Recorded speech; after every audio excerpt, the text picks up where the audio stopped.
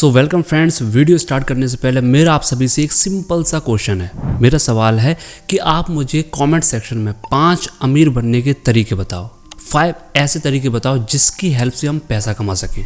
तो मुझे पूरा भरोसा है कि आप 5 नहीं 50 बल्कि 500 ऐसे तरीके बता सकते हो जिनसे अमीर बना जा सकता है, यानी कि जिनकी हेल्प से पैसा कमाया जा सकता है। लेकिन अगर मैं इसमें थोड़ा सा टफनेस बढ़ा दूं इसकी, यानी कि थोड़ा सा इसको टफ कर दूं, और अब मैं आपसे पूछता हूं कि आप मुझे सिर्फ एक ऐसा तरीका बताओ जिसकी हेल्प से आप लंबे समय तक अमीर बने रह सकते हैं, यानी कि लंबे समय तक पैसा कमाते रह सकते हैं। तो मुझे पता है कि आप सभी इस चीज़ का भी आप सभी के अंदर जवाब होगा, बट आप कॉन्फिडेंस नहीं होंगे। आपके अंदर से कॉन्फिडेंस नहीं आ रहा होगा, आपको कहीं ना कहीं लो कॉन्फिडेंस फील हो रहा होगा, एक कन्फ्यूजन फील हो रहा होगा कि एक्चुअल में ऐसा कौन सा तरीका है जिसकी हेल्प से हम लंबे समय तक अमीर बने रह सकते हैं। जी हाँ माय डियर फ्रेंड, ये जो तरीका है ये एक ऐसा यूनिक तरीका है जिस तरीके को मैं आपको आज के इस वीडियो में बताने वाला हूँ।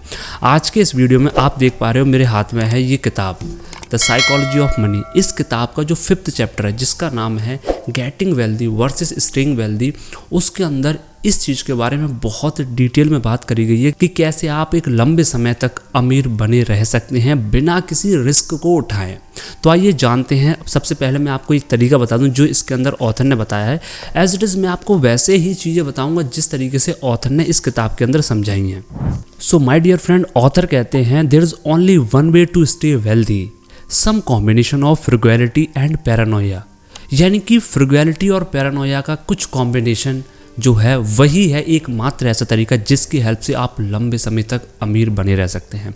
और ये चीज़ जानना आपके लिए इसलिए ज़रूरी है। अभी आप जाकर ना फ्रुगैलिटी और पैरानोया का मतलब गूगल पर सर्च भी करोगे ना, तब भी आपको ये उस तरीके से समझ में नहीं आने वाला जैसा इस किताब के अंदर, इस चैप्टर के अंदर ऑथर मॉर्गन हाउसल ने बताया है। अगर मैं आपको बताऊं तो मुझे ऐसा लगता है कि इसका एक्चुअल मीनिंग सिर्फ इसी चैप्टर में, इसके अलावा और कहीं नहीं दिया गया। तो आइए जानते हैं।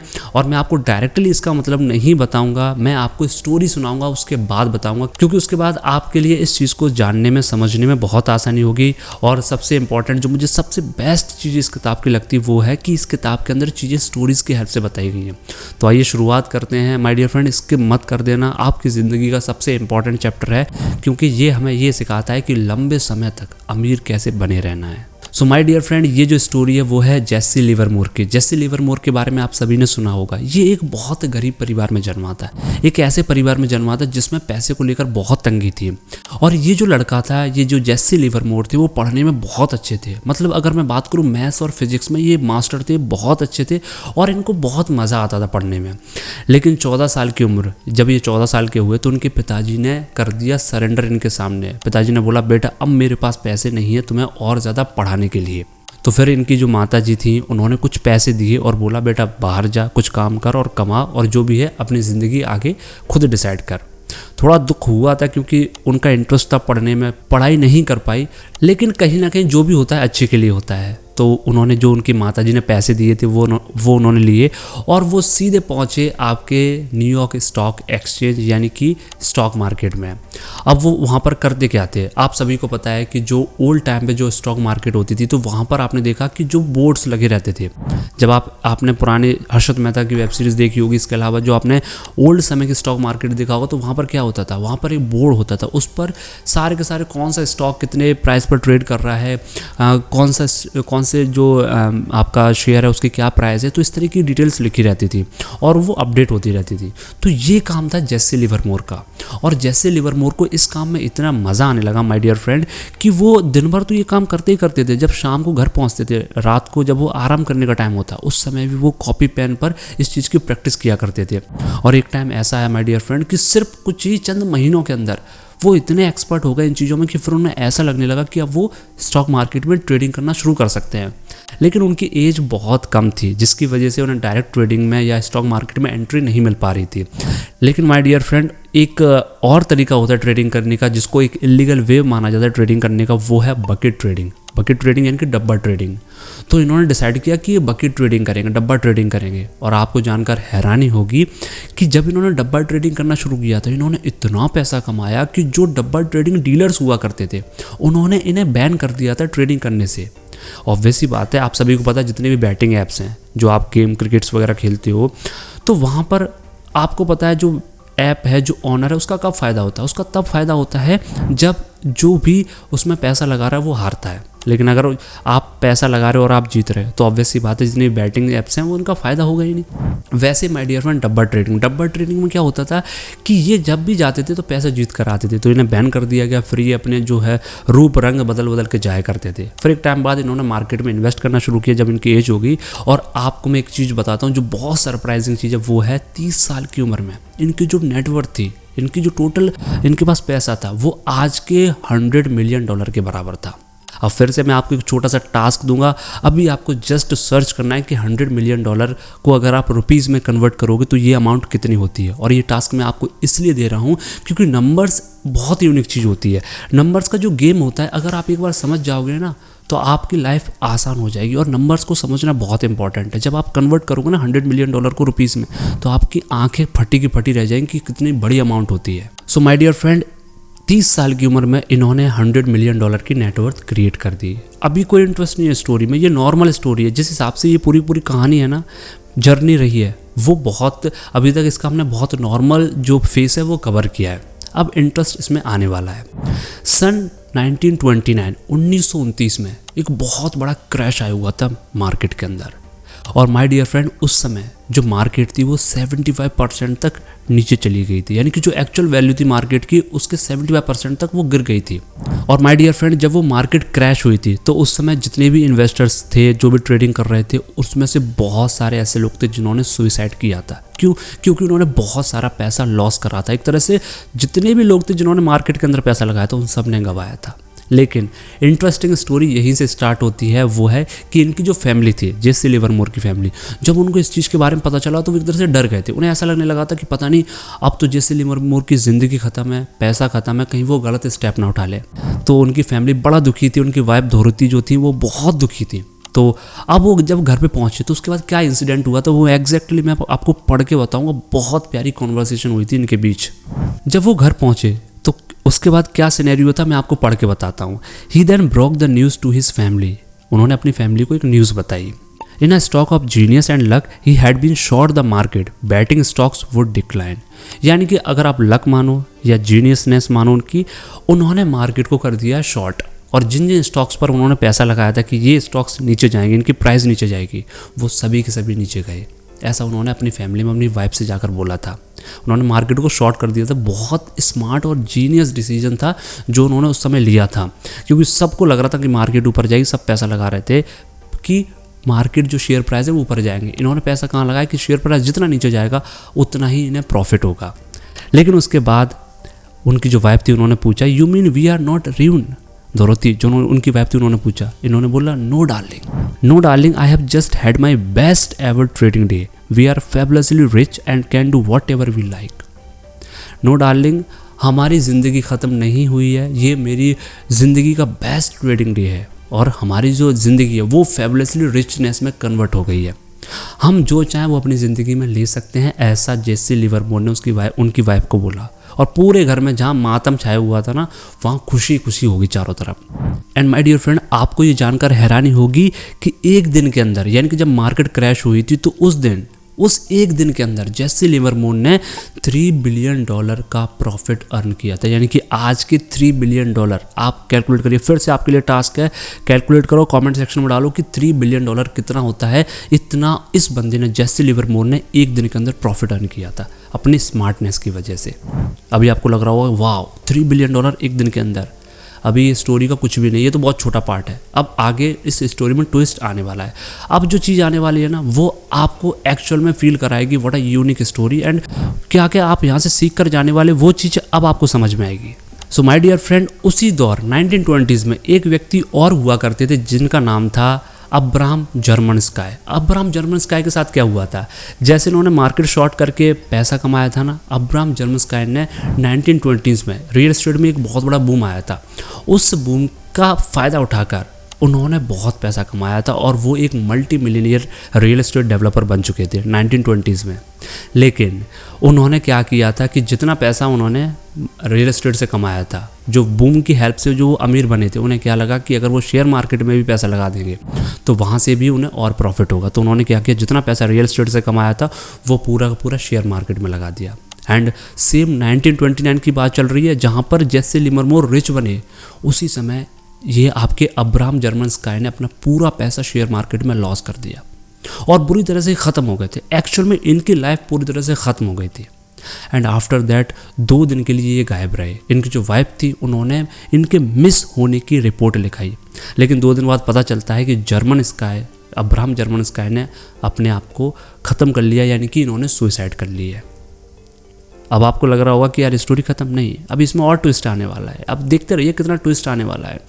यहाँ पर ख़त्म नहीं हुई, जर्मनस्काई ने सुसाइड कर ली क्योंकि भाई वो उस डिप्रेशन को झेल नहीं पाया, उस लॉस को झेल नहीं पाया। एंड माय डियर फ्रेंड, अब हम चलते हैं सीधा 4 साल आगे। अभी देखिए स्टोरी कैसे चल रही है, बिल्कुल पैरेलल आगे पीछे चल रही है। जैसे हम हॉलीवुड की मूवीज़ देखते नहीं है, वेब सीरीज़ देखते हैं, उसमें एक साथ 2 स्टोरी चल रही होती है, कभी पास्ट में कभी फ्यूचर में, वैसे ही ये स्टोरी है।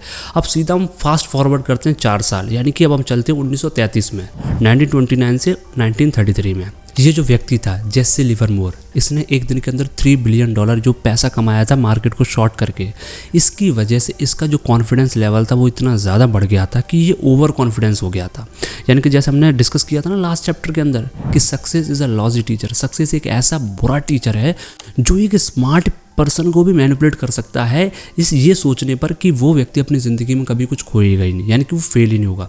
वैसा ही हुआ जेसे लिवरमोर के साथ कि ये इस हद तक अपनी सक्सेस से मैनिपुलेट हो गया था कि इसको ऐसा लग रहा था कि अब ये कभी लॉस ही नहीं करेगा। और जिसकी वजह से क्या हुआ, ये अब हैवी बैट लगाना शुरू कर दिया। यानी कि कोई भी एरा गैरा नत्थू गैरा इसके पास आता और इससे बोलता कि इसके शेयर खरीद लो, इस स्टॉक में पैसा लगा दो, उस स्टॉक में पैसा लगा दो, यानी कि कहीं से भी एडवाइस लेता था और पैसा लगाना शुरू कर दिया। एंड आपको बिलीव नहीं होगा माय डियर फ्रेंड, 1929 से 1933 के बीच में इसने इतनी हैवी बैट लगाई कि 1933 में मार्केट के अंदर, शेयर मार्केट के अंदर इसने अपना सारा पैसा लॉस कर दिया। यानी कि माय डियर फ्रेंड, इसके साथ वैसा ही हुआ कि जो पंडित शादी कराता है वो श्राद्ध भी कराता है। सेम इसके साथ वैसा ही हुआ कि इसको अमीर बनाया था शेयर मार्केट ने, लेकिन इसको ख़त्म भी और गरीब किसने किया, शेयर मार्केट ने। उसके बाद ये इतना ज़्यादा डिप्रेशन में चला गया था, उस सदमे को झेल नहीं पाया, 2 दिन के लिए ये बंदा गायब। सेम सिचुएशन जैसी अब्राहम जर्मनस्काई के साथ हुई थी वैसी ही इनकी वाइफ ने रिपोर्ट लिखाई कि इनके हस्बैंड मिस हैं 2 दिन से। और उसके बाद जब पूरी रिसर्च हुई तब पता चला कि ये एक होटल में मृत पड़े हुए थे, यानी कि इन्होंने सुसाइड कर लिया था, अपने आप को गोली मार ली थी। क्यों? क्योंकि इन्होंने डिप्रेशन को हैंडल नहीं कर पाया, अपने पैसे को लॉस करने का।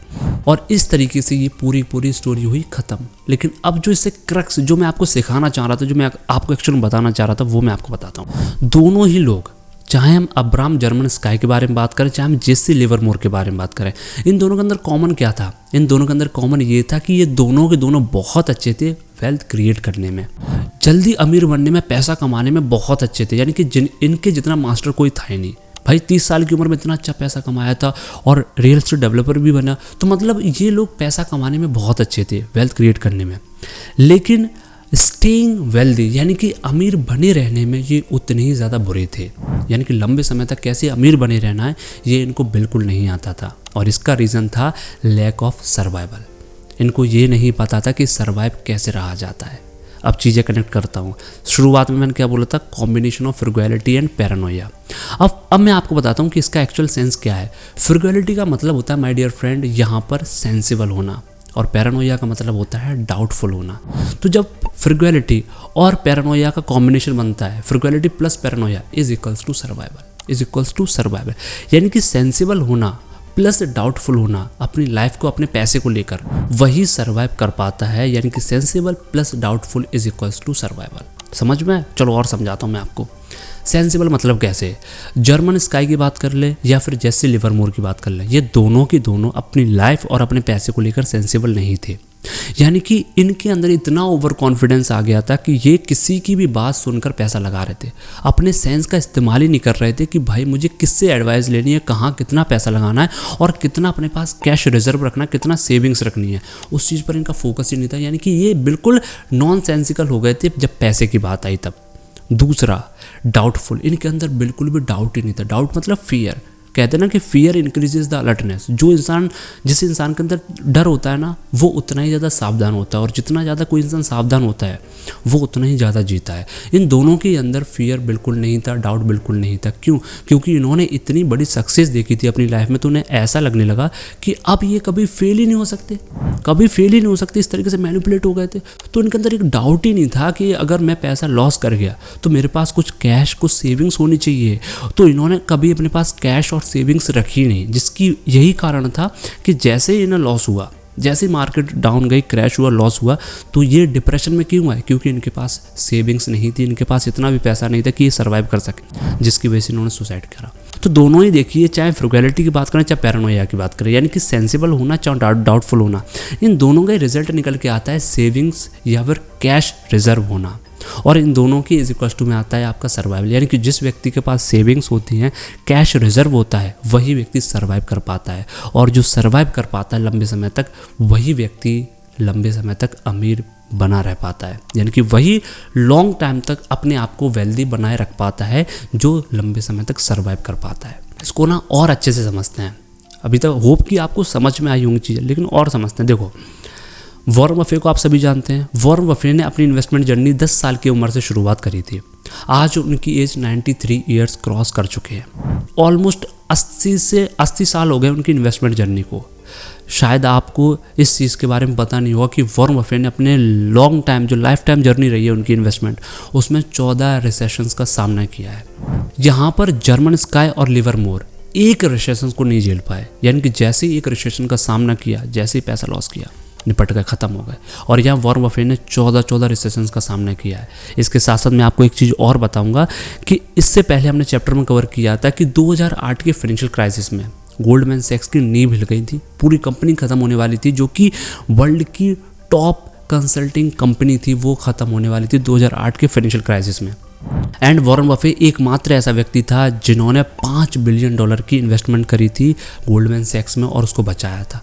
यानी कि फाइनेंशियल क्राइसिस आया जहां पर सभी लोग सिर्फ सर्वाइव कर सकें इसके लिए परेशान है, वहां पर वॉरेन बफे औरों से जो लोग बेच कर जा रहे हैं स्टॉक, वो खरीद भी रहे हैं, और इसके साथ साथ वो दूसरों के सर्वाइवल में हेल्प भी कर पा रहे हैं। क्यों? क्योंकि वॉरेन बफे के पास कैश रिजर्व रहता था, वॉरेन बफे के पास सेविंग्स रहती हैं, और यही पावर है कि वो आज भी सर्वाइव कर पा रहे हैं। इतने लंबे समय तक वो इन्वेस्टेड है मार्केट के अंदर। उसका रीज़न है कि उनके पास हमेशा कैश रहता है। इसको और अच्छे से समझने के लिए ना मैं आपको एक और इंटरेस्टिंग एग्जांपल बताता हूँ। वॉरेन बफे का नाम आप सभी ने सुना है, चार्ली मंगर का नाम सुना है। ये दोनों ही top investor of this world. लेकिन एक तीसरा व्यक्ति भी था जो इनके ग्रुप का व्यक्ति था, लेकिन उसके बारे में आप शायद नहीं जानते होंगे। उसका नाम था रिक ग्योरिन। अब ये रिक ग्योरिन को लोग क्यों नहीं जानते, वो भी इतना स्मार्ट था। तो एक बार मोहनीश पावरा जी के बारे में आप सभी जानते होंगे, जिन्होंने धंधो इन्वेस्टर किताब लिखी है, जो कि एक बहुत बड़े इन्वेस्टर है। तो उन्होंने एक दिन वॉरेन बफे से पूछा कि अच्छा, रिक ग्योरिन के साथ क्या हुआ, वो तो तुम्हारे दोस्त थे, क्लोज फ्रेंड थे। तो वॉरेन बफे बताते हैं कि जितना चार्ली मंगर और वॉरेन बफे मार्केट यानी कि इन्वेस्टमेंट को लेकर स्मार्ट थे, जितने ज़्यादा ये स्मार्ट थे, उतनी ही ज़्यादा रिक ग्योरिन भी स्मार्ट थे इन्वेस्टमेंट को लेके। फ़र्क क्या था पता है? चार्ली मंगर और वॉरेन बफे दोनों को पता था, ऐसा वॉरेन बफे कहते हैं कि दोनों को ही पता था कि एक ना एक दिन तो हम वेल्दी ज़रूर बनेंगे, समय लगेगा पर ज़रूर बनेंगे। लेकिन जो रिक ग्योरिन था वो बहुत जल्दबाजी में था। उसके दिमाग में ये नहीं था कि हमें टाइम लगेगा, बनेंगे ज़रूर। उसके दिमाग में था कि मुझे जल्दी बनना है। एंड जल्दबाजी के चक्कर में उसने बहुत सारा लोन ले रखा था, बहुत सारा लेवरेज ले रखा था। जो पैसा लोन उठाकर उसने मार्केट के अंदर इन्वेस्ट कर रखा था, दूसरों से पैसा उठाकर मार्केट के अंदर लगा रखा था। फिर जैसे ही फाइनेंशियल क्राइसिस आया, आई थिंक 70% तक उस समय जब मार्केट गिरा था, ये बात आपकी कब की है मैं आपको एग्जैक्टली बता भी देता हूँ कि ये 1973 और 1974 की बात है। वॉरेन बफे कहते हैं कि जब फाइनेंशियल क्राइसिस आया था, जब मार्केट 70% तक नीचे चला गया था, तो रिक ग्योरिन के पास कुछ नहीं बचा था, क्योंकि वो इतना तो लोन ले रखा था। उसने कैश रिजर्व छोड़ो, सेविंग्स छोड़ो, उसके पास इतना लोन था कि उसको रिकवर करने के लिए उसने क्या किया, जो स्टॉक उसके पास थे, बर्कशायर हाथवे के जो स्टॉक उसके पास थे, वो स्टॉक्स उसने वॉरेन बफे को पर स्टॉक $40 कम प्राइस में बेच दिए। सोच के देखो, अगर एक स्टॉक की प्राइस उस समय बर्कशायर हाथवे की $100 थी, तो रिक ग्योरिन ने वॉरेन बफे को वो स्टॉक $60 में बेचकर निकल गया। क्यों? क्योंकि उसने इतना ज़्यादा लोन उठा रखा था, इतना लेवरेजिंग कर रखी थी कि वो उसके पास पैसा ही नहीं था उसको रिकवर करने के लिए। और ख़रीदा किसने? वॉरेन बफेट ने। यानी कि वॉरेन बफेट के पास उस समय भी कैश था। And that was the reason my dear friend कि रिक ड्यूरिन का आज कोई नहीं जानता, ना ही वो उतना अमीर है, लेकिन वॉरेन बफेट और चार्ली मंगर को आज दुनिया जानती है, दुनिया सल्यूट करती है। क्यों? क्योंकि इन्होंने हमेशा अपने पास कैश रखा है, हमेशा अपने पास सेविंग्स रखी हैं, और यही रीज़न है कि ये एक लॉन्ग लास्टिंग सर्वाइवल रहे हैं। कैसा भी रिसेशन आया, कुछ भी आया है, जहाँ लोग बेचते थे वहाँ पर ये खरीदते थे, जहाँ लोग डूब रहे थे वहाँ पर ये लोगों को सपोर्ट कर रहे थे। जो बैंक, बड़ी बड़ी बैंक ख़त्म होने को हैं, लेकिन वॉरेन बफेट पैसा लगा रहा है। कहाँ से आ रहा पैसा? बंदा स्मार्ट था। जब सब लोग लगा रहे होते थे उस समय वो उतना नहीं लगाता, तो उस समय वो कैश रखता था अपने पास। उसे पता है कि जब मार्केट नीचे जाएगी तो ये जितने भी लगा रहे हैं ये सब बेच के भागेंगे, और जब बेच के भागेंगे ना, उस समय खरीदने वाला भी चाहिए होगा, तो मैं खरीदूंगा। उसके लिए कैश रखते थे। तभी तो 100 रुपये की चीज़ 60 रुपये में खरीद लिया करते थे। And that is the actual concept my dear friend, जिसकी वजह से वॉरेन बफेट और चार्ली मंगर इतने अमीर हैं आज भी।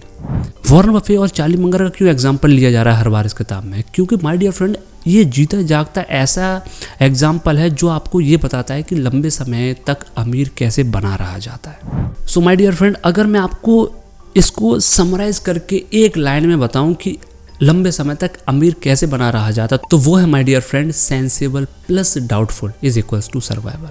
अगर आप सर्वाइव करना सीख गए, अगर आपके अंदर सर्वाइवल स्किल आ गई, अगर आपके अंदर एक डाउट पैदा हो गया कि कल की सक्सेस, ज़रूरी नहीं है कि कल मैं सक्सेसफुल हो गया, ये ज़रूरी नहीं है कि आने वाले कल भी मैं सक्सेसफुल रहूँगा, तो अगर मैं फेल हुआ तो उसके लिए मेरे पास क्या बैकअप है, वो आपका सर्वाइवल है, और वो ज़रूरी भी है। तो इसलिए फियर होना अपने अंदर, ज़्यादा आत्मविश्वास में मत आ जाना। इसलिए बोला जाता है कि ऐसी कौन सी चीज़ है जिसका जब वो हद से ज़्यादा बढ़ जाती है तो वो फ़ायदा नहीं नुकसान देती है, तो वो क्या है? Self confidence. तो ज़्यादा मत बढ़ने देना, अपने आप को सेंसिबल रखो, अपने आप को फियरफुल रखो, सावधान रहो, सतर्क रहो, अपने लिए सेविंग्स और कैश रिजर्व ज़रूर रखो। चाहे आप आज कुछ भी कर रहे हो, ये अपने पास ज़रूर होना चाहिए कि आगे इन फ्यूचर कोई भी बिजनेस कर रहे हैं, अगर नीचे जाता है तो मेरे पास होना चाहिए कि मैं सर्वाइव कर सकूँ। अगर आप सर्वाइव कर पा रहे हो तो आप लॉन्ग लास्टिंग वेल्दी भी रहोगे। Thank you for watching this video, और चैनल को सब्सक्राइब ज़रूर कर लो ऐसे ही वीडियोज़ देखने के लिए।